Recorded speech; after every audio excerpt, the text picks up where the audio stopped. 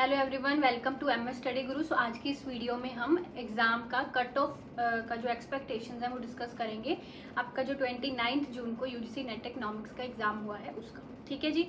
अब ये जो cut off analysis, cut off का एक्सपेक्टेशन प्योरली स्टूडेंट्स की फीडबैक के अकॉर्डिंग होएगा। क्योंकि मैंने तो वही एग्ज़ाम दिया नहीं है, बच्चों ने दिया, जैसा बच्चों ने बताया उसके अकॉर्डिंग ही हम कट ऑफ प्रिडिक्ट करेंगे, ठीक है जी।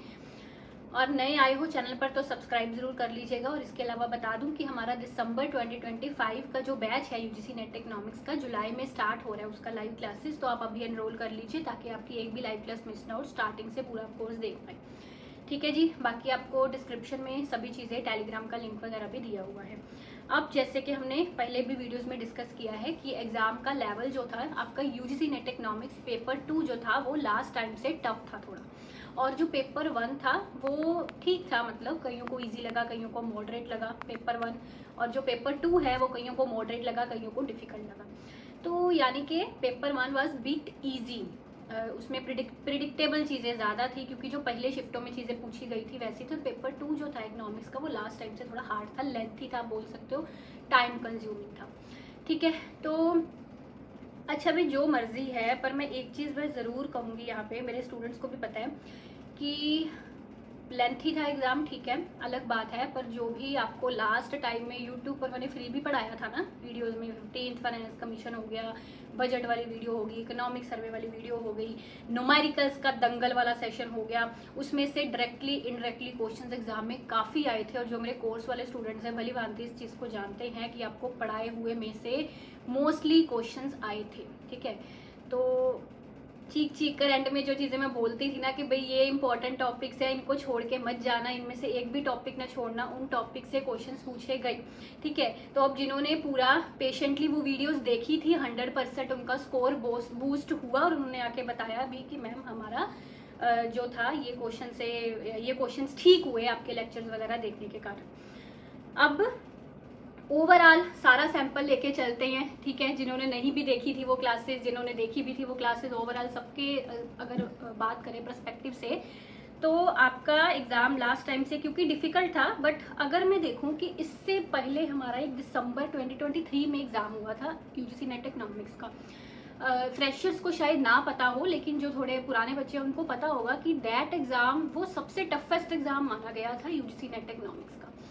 और बहुत उसमें तो ये था ना, इसमें तो फिर ये था ना कि क्वेश्चंस प्रिडिक्टेड थे, है ना। जो चीज़ें आपको मैंने पढ़ाई थी वो थोड़ा प्रिडिक्शंस में से चीज़ें आई थी, पढ़ाए हुए में से चीज़ें आई थी, चाहे लेंथी थी वो चीज़ें, टाइम कंज्यूमिंग थी, सॉल्व करना उनको डिफिकल्ट था। सो वो दिसंबर 2023 का अगर देखें तो वो सबसे हार्ड एग्जाम था। इस बार का लेवल आपका पिछली बार से टफ था, बट दिसंबर 2023 जितना हार्ड लेवल नहीं था, ठीक है। तो ये चीज़ है। अब देखिए इस एग्ज़ाम में भी ना मैंने देखा है दो तरह के स्टूडेंट्स जो मैंने एनालिसिस किया। एक वो स्टूडेंट्स है जो न्यूमेरिकल्स वगैरह अच्छे से करके गए थे, जैसे कि बोला था कि बच्चों मैथ मत छोड़कर जाना, इंडियन इकॉनमी मत छोड़ के जाना। बच्चा पूछता है मैम अगर हम मैथ छोड़ जाए तो चल जाएगा, बार बार बोला था नहीं छोड़ना एक भी यूनिट, कुछ भी नहीं छोड़ के जाना। तो जो स्टूडेंट्स ने वो चीज़ें फॉलो करके सारे न्यूमेरिकल्स किए थे, बजट वाली इंडियन इकॉनमी वाली क्लासेस देखी थी, जो रिपोर्ट्स आपको बताई गई थी, है ना, वो स्टूडेंट्स का थोड़ा स्कोर ज़्यादा जाएगा। और ऑब्वियसली जिन्होंने न्यूमेरिकल छोड़े थे, जो बोलते थे मेरा मैथ वीक है, मैं इसको स्किप कर देता हूँ, या मैथ्स वाली क्लासेस नहीं देख कर गए थे, इंडियन इकॉनमी को, बजट वाली क्लासेस को, थोड़ा इकोनॉमिक सर्वे को इग्नोर किया था, उनका स्कोर कम जाएगा। ये एक बहुत बड़ा डिफरेंस है, क्योंकि ऐसे स्टूडेंट्स हैं काफ़ी सारे जो न्यूमेरिकल्स बजट छोड़ के गए थे, और आपका एग्जाम में काफ़ी क्वेश्चन जो थे इन चीज़ों से, कमेटीज से, फैक्ट्स से क्वेश्चन पूछे गए थे, है ना। तो ये चीज़ है, तो उन सबका हम एवरेज कर देते हैं, मिला देते हैं ऐसे वाले सब स्टूडेंट्स को। तो देखिए तो कट ऑफ जो है आपका दिसंबर 2023 से थोड़ा ज़्यादा जाएगा और लास्ट टाइम से कम जाएगा, समझ गए। अब अगर मैं पूरा ही मैंने एनालिसिस किया, आपका जो दिसंबर 2023 का एग्जाम था ना, उसमें जीआरएफ गया था आपका 180, जनरल कैटेगरी में, अनरिजर्व की बात कर रही हूँ, बाकी कैटेगरीज वाले अपने अकॉर्डिंगली जनरल का जैसे बताऊंगी वो एनालिसिस कर लीजिएगा। अब जर्नल का गया था 180 दिसंबर 2023 में जीआरएफ का, ठीक है। और लास्ट एग्जाम यानी कि जो हमारा जनवरी 2025 में एग्जाम हुआ था, उसमें जर्नल का कट ऑफ गया था जीआरएफ का 206 यानी कि 68%। तो अगर मैं इसके बीच में भी रहूं थोड़ा, तो the predicted cut off for GRF for journal for unreserved category for this exam should be from 190 to 200, ठीक है, उसके बीच बिचाले वाला, यानी कि अराउंड 63-65% के अराउंड, ठीक है। तो यानी कि समझ गए ना आप मैंने कैसे एनालिसिस किया।